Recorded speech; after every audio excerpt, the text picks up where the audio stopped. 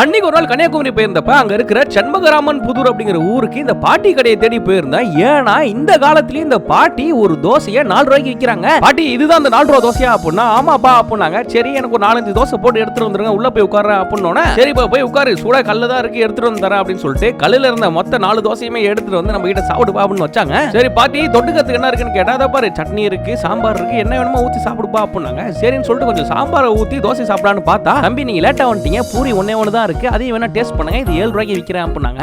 சரின்னு சொல்லிட்டு அந்த சாம்பார்ல அந்த தோசையை தொட்டு எடுத்து சாப்பிட்டு பார்த்தோம் பாருங்க, சாம்பார் நல்லா திக்கா சூப்பரா இருக்கு. அந்த பாட்டி இந்தாப்பா இட்லி பொடின்னு சொல்லிட்டு இட்லி பொடி வேற வைக்கிறாங்க. 4 ரூபா தோசைக்கு சாம்பார் சட்னி இட்லி பொடின்னு சொல்லிட்டு இவ்வளவு தொடுக்க கொடுக்குறாங்க. பெரிய பெரிய ஹோட்டல்ல கூட கொஞ்சம் இட்லி பொடி கொடுங்கன்னு கேட்டா மூஞ்ச ஒரு மாதிரி வச்சுப்பாங்க. ஆனா பாட்டியோட மனசு வேற லெவலுங்க. தம்பி ஆஃப் பாயில் ஒன்று போடுறேன் சாப்பிடுறீங்களா அப்படின்னு கேட்டாங்க. எவ்வளவு பாட்டி ஆஃப் பாயில் அப்படின்னா என்னப்பா 10 ரூபா தான் சாப்பிடுங்க அப்படின்னாங்க. என்னது ஒரு முட்டை ஆஃப் பாயில் 10 ரூபாயா? ஏன் பாட்டி முட்டையே வந்து 7 ரூபாய்க்கு விற்கிறாங்க, நீங்க இந்த மாதிரி 10 ரூபாய்க்கு ஆஃப் பாயில் வித்தீங்கன்னா உங்களுக்கு கட்டுப்படி ஆகுமான்னு கேட்டா அவங்க சிரிச்சுக்கிட்டே நான் ரொம்ப நாளா இந்த ரேட்டுக்கு தான் விற்கிறேன் அப்படின்றாங்க. இவங்க தோசைக்கல்ல எண்ணெயை தடவுறதுக்கு ஒரு கோப்பையில தேங்காய் நார் போட்டு துணி போட்டு வைக்கிறாங்க. நல்லா இருக்குல்ல பாக்குறதுக்கு. 4 தோசை 16 ரூபா, 2 ஆஃப் பாயில் 20 ரூபா, மொத்தம் 36 ரூபால காலையில சரியான டிஃபன் வயிறு ஃபுல்லா சாப்பிட்டாச்சு. பாட்டி உங்களோட சேவையை பாராட்டி என்னோட கிஃப்ட் 500 ரூபா புடிங்க அப்படின்னு கொடுத்தா பாட்டியும் ஒரு பையனும் சேர்ந்து அதெல்லாம் எங்களுக்கு வேணாம் அப்படின்னு சொல்லிட்டு பேலன்ஸ் சில்லறை கையில கொடுத்து அனுப்பிட்டாங்க. பாட்டி கடைக்கு அடுத்தோட்டி ஒரு கும்பலே கூட்டு வந்துடணும். மக்களே உங்க ஊர்ல இந்த மாதிரி கம்மியான ரேட்டுக்கு சாப்பாடு நல்லா இருக்கா அப்படிங்கறத கமெண்ட் பாக்ஸ்ல கமெண்ட் பண்ணி விடுங்க.